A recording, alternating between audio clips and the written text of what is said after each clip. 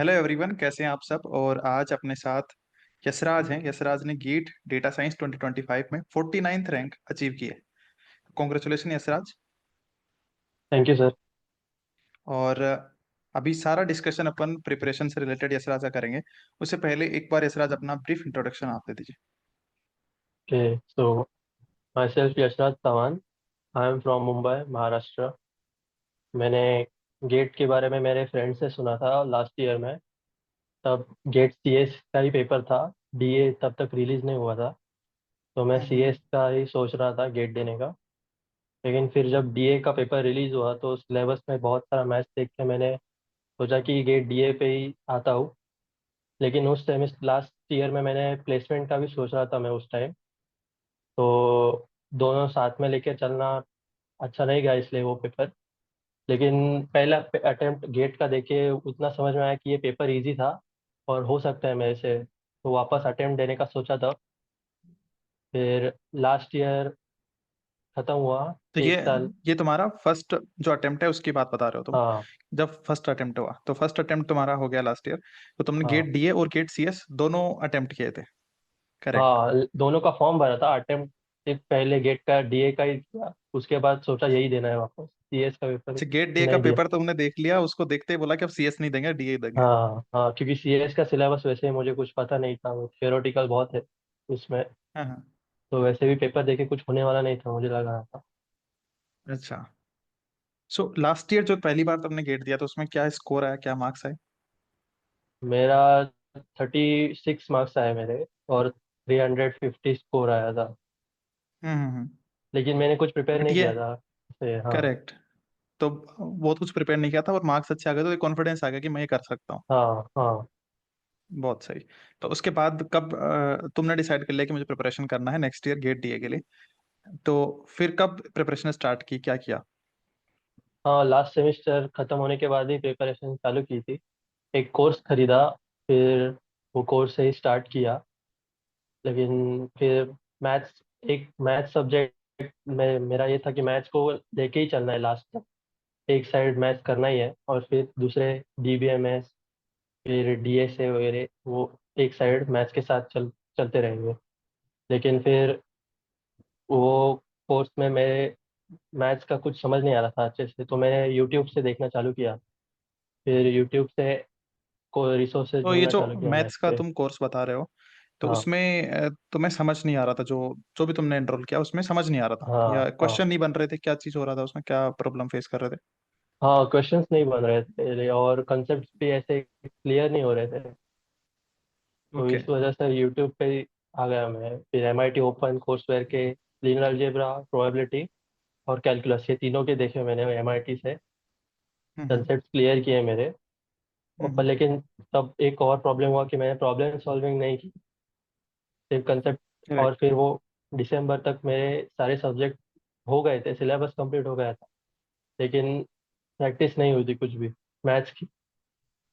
फिर मैंने दिसंबर में आपका कोर्स देखा कि डीए मैथ्स प्रो कोर्स है। फिर मैं मुझे लगा रिवीजन भी हो जाएगी और प्रैक्टिस भी हो जाएगी। फिर जनवरी और दिसंबर, फिर इसमें मैंने मैथ्स प्रो कोर्स से पूरा प्रैक्टिस किया, रिवीजन किया।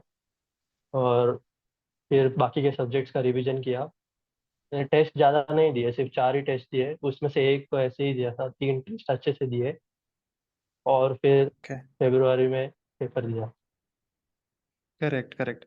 अच्छा तो अच्छा एक मेरे को इससे क्वेश्चन आया कि जैसे मान लो गेट डेटा साइंस में जो जैसे प्रैक्टिस है, जो एग्जाम ओरिएंटेड क्वेश्चन प्रैक्टिस है उसकी बहुत इश्यू रहता है स्टूडेंट को कि वो मिलते नहीं ऐसे क्वेश्चन। तो जो जब तुमने कोर्स किया जैसे मैथ्स प्रो कोर्स में तुमने एनरोल किया उस टाइम, तो उससे क्या वो हेल्प हुई एग्जाम के अंदर, या वो क्या कॉन्फिडेंस बिल्ड हो पाया तुम्हारा। हाँ, तो डीए के पेपर में तो लीनियर अलजेब्रा के क्वेश्चंस ऐसे थे कि कैलकुलेशन ही नहीं थी उसमें ज़्यादा कुछ भी। सिर्फ करेक्ट। थिंकिंग अच्छी थी चाहिए, वो टाइप की थिंकिंग आनी चाहिए। और वो इंट्यूशंस बिल्ड हुए मेरे उससे। मेरे को कंसेप्ट, कौन से कंसेप्ट कहाँ पे कैसे लगाना है, वो सब क्लियर हुआ उस कोर्स में। तो क्वेश्चन जल्दी जल्दी हो फास्ट हुए। और एमएसक्यू ज़्यादा थे तो टाइम मैनेजमेंट का बहुत जनों को प्रॉब्लम हुआ, लेकिन मुझे नहीं हुआ वो। मेरा पेपर बहुत ही पहले ही हो गया था। करेक्ट, बहुत सही, क्योंकि बहुत सारे स्टूडेंट को और इवन टीचर्स को लीनियर अलजेब्रा, जैसे मैं बात करूँ लीनियर अलजेब्रा वाला सेक्शन है, तो ये सेक्शन बहुत ही टफ लगा कि नहीं, डुएबल ही नहीं था, बहुत टफ पेपर आ गया, करना भी इस टाइम के अंदर उन सारे क्वेश्चन को करना वो था नहीं। तो उसमें तुम्हें कैसा लगा? हाँ मतलब क्वेश्चंस अच्छे थे, लेकिन वो वही इंट्यूशंस में जो थिंकिंग में चालू किया क्वेश्चन सॉल्व करना, उसी से ही आंसर्स बन रहे थे मेरे। तो वही ओके। फास्ट बन रहे थे। फिर ऑप्शंस, हर एक ऑप्शंस को चेक करना था, एमएसक्यूज थे। हम्म। तो वैसे एक क्वेश्चन नहीं हुआ मेरे से भी लीनियर अलजेब्रा का, लेकिन वो छोड़ दिया। बाकी कोई खास डिफिकल्टी हाँ। तुम्हें क्वेश्चन में नहीं हुई? नहीं। Correct correct. अच्छा, मैं इसमें एक बात करूं, जैसे बाकी जो सब्जेक्ट्स हैं उसकी बात करूं, तो मशीन लर्निंग तुमने कहाँ से कैसे प्रिपेयर किया था? हाँ, मशीन लर्निंग का भी आपका ही कोर्स देखा था मैंने, जो था। ओके। हाँ, और और फिर एआई तो, हाँ, हाँ करेक्ट। एआई यूट्यूब पे ही वीडियोस देखे थे मैंने, टॉपिक्स ढूंढ ढूंढ के। आपके हम्म। वीडियोस यूट्यूब चैनल पे देखे थे लास्ट में, उससे अच्छी रिवीजन की थी। और ओके। पाइथन डीएसए डीबीएमएस, वो वो भी कोर्स से ही देखे थे कुछ। करेक्ट करेक्ट, बहुत सही है सिराज। सो अच्छा, एक इसमें एक इम्पोर्टेंट एस्पेक्ट जो पूरी प्रिपरेशन का होता है वो होता है रिवीजन। बहुत सारे स्टूडेंट रिवीजन को अलग अलग तरीके से करते हैं, कई बार पूरा सिलेबस कर लेते हैं, कुछ सब्जेक्ट पढ़ लेते हैं, फिर रिवीजन स्टार्ट करते हैं, है ना? तो या कई साथ ही साथ रिवीजन करते हैं, डेली रिवीजन करते हैं। तो तुमने कैसी स्ट्रेटजी फॉलो करी रिवीजन के लिए, रिवीजन स्पेसिफिक? तो ये मैथ्स प्रो कोर्स से ही मेरा रिवीजन हो गया था, क्योंकि मैंने पहले ही सब क्लियर कर रखा था और फिर वापस वही किया सब मैथ्स प्रो कोर्स में। तो हम्म। उससे अच्छे से रिवीजन हो गई। और फिर बाकी के सब्जेक्ट्स के तो मैं टेस्ट, सब्जेक्ट वाइज टेस्ट, मेरे नोट्स, और जो क्वेश्चंस किए थे कोर्स करते टाइम, वही क्वेश्चंस वापस कर रहा था। हम्म। तो उससे रिवीजन, वो क्वेश्चंस करने से रिवीजन अच्छे से हो गई। Correct correct. अच्छा, इसमें मैं एक चीज तुम्हें और पूछूंगा यार, जब बहुत सारे स्टूडेंट प्रिपेयर करते हैं, बहुत अच्छा प्रिपेयर करते हैं, और जब एग्जाम होता है तो उस एग्जाम प्रेशर को हैंडल नहीं कर पाते, या उस एग्जाम प्रेशर को बियर करते हुए अपना बेस्ट नहीं दे पाते। बहुत सारे स्टूडेंट बहुत अच्छा पोटेंशियल होने के बावजूद बहुत ज्यादा सिली मिस्टेक वहां पे एग्जाम प्रेशर की वजह से करके आ जाते हैं, पैनिक हो जाते हैं वहां पे। तो उसको तुमने कैसे मैनेज किया? मेरे भी सिले मिस्टेक्स हुई है, लेकिन वही सबकी होते हैं सिले मिस्टेक्स। और मेरा एक था कि लास्ट ईयर पेपर देने के बाद ऐसा लग रहा था कि मैं अगर सिलेबस कंप्लीट कर लूंगा तो हो जाएगा। तो कॉन्फिडेंस था। करेक्ट तो कुछ नर्वस नहीं था मैं पेपर के पहले, कि करेक्ट। तुमने सिलेबस वो, किया है, पढ़ाई की है तो करेक्ट, हो जाएगा। तुमने वर्स्ट केस के लिए प्रिपेयर किया था कि जैसे पेपर कैसा भी आ जाए, I am prepare for that, है ना? हाँ, मैथ्स के लिए तो मैं करेक्ट। वर्स्ट केस के लिए प्रिपेयर था। बाकी के सब्जेक्ट्स डीबीएमएस, पाइथन डीएसए, और वो सब इजी लेवल का ही था, बहुत इजी था वो। ओके। सो जो डिसाइडिंग फैक्टर था वो मैथ्स और मशीन लर्निंग के अराउंड ही था, जो पेपर को देख के तुम्हें लगा? हाँ। करेक्ट। अच्छा ठीक है। ये सराज, जो मेन मेन पॉइंट्स अपन ने डिस्कस कर लिए हैं, एक ये बताओ, जैसे अभी जो फ्यूचर एस्पिरेंट्स हैं, और तुमने भी जब प्रिपरेशन करी होगी बहुत सारी मिस्टेक करी होंगी, फिर उनको करेक्ट किया होगा, है ना? बहुत जगह एक बार कोई अदर डायरेक्शन में अपना टाइम इन्वेस्ट कर दिया होगा, फिर बोला होगा, सोचा होगा कि नहीं ये डायरेक्शन सही नहीं है, मुझे इस डायरेक्शन में टाइम इन्वेस्ट करना चाहिए। और जो तुम्हारे साथ के भी स्टूडेंट हैं, जो तुम्हारे दोस्त रहे हुए हैं, उन्होंने भी कुछ मिस्टेक, पूरा एफर्ट लगाने के बाद भी वो रैंक नहीं ले पाए, जैसे टॉप 100 में रैंक नहीं ले पाए, तो क्या मिस्टेक करी, क्या देखते हो तुम जो फ्यूचर एस्पिरेंट करते हैं और अपने पोटेंशियल को यूज करते हुए अच्छी रैंक नहीं ला पाते?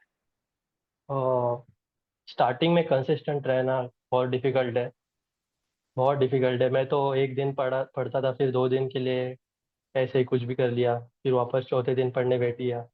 लेकिन मेरा ये एडवाइस रहेगा कि वो एमआईटी के लेक्चर्स देखो, क्योंकि वो लेक्चर्स देखने के बाद ऐसा लगता है कि हमें भी कोई प्रीमियर इंस्टीट्यूट में पढ़ना चाहिए, क्योंकि आप थर्ड ईयर कॉलेज में पढ़े, वो तो हम्म। पूरा पीपीटी देख के ही पढ़ाते थे। लेकिन हम्म। उनके लेक्चर्स देख के लगता था कि हाँ, जाना इंडिया के टॉप इंस्टीट्यूट में जाके पढ़ेंगे तो ऐसा ही होगा। तो वहाँ से मोटिवेशन मिलना चालू हुआ और रेगुलर रहना और बढ़ गया। और out of the correct. Syllabus बहुत गया मैं, लाइक बहुत आउट ऑफ द सिलेबस गया है। ये बुक पढ़ी मैंने स्टैटिस्टिकल इन्फरेंस की। करेक्ट। ओके, सो मतलब एग्जाम में इतना नेक टू नेक कंपटीशन होता है, वहां पे एग्जाम रिक्वायरमेंट जब भी प्रिपरेशन करो, एग्जाम रिक्वायरमेंट फुलफिल होना बहुत जरूरी है, तो जो भी एफर्ट तुम लगाओ उसमें ऐसा है कि तुम्हारे मार्क्स बढ़ने चाहिए, अल्टीमेटली ये है। हाँ तो ऐसा नहीं कि अपना इंटरेस्ट सेकेंडरी है, अपने को मार्क्स प्राइमरी हाँ, है, वो मार्क्स स्कोर करना है, तो उसको ध्यान में रखना है अपने को। Correct. Out of the okay. Syllabus ज्यादा जाना नहीं है। Strictly with in the syllabus, और ऐसा होता भी है कि 98% जो सिलेबस क्वेश्चन आने हैं नेक्स्ट ईयर भी जो आने हैं वो सिलेबस के अंदर से ही आएंगे। तो इसलिए हो सकता है हाँ कि 1-2% क्वेश्चन, 1-2 क्वेश्चन सिलेबस के बाहर से हैं, बट वो मैटर नहीं करेंगे। अगर जो सिलेबस के अंदर है वो चीजें तुमने उसमें फर्स्ट केस के लिए प्रिपेयर किया है, तुम्हारी ऑलरेडी रैंक आ चुकी है। हाँ।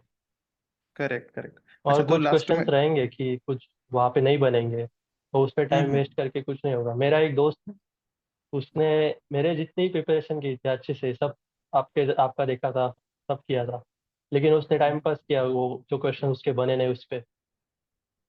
करेक्ट।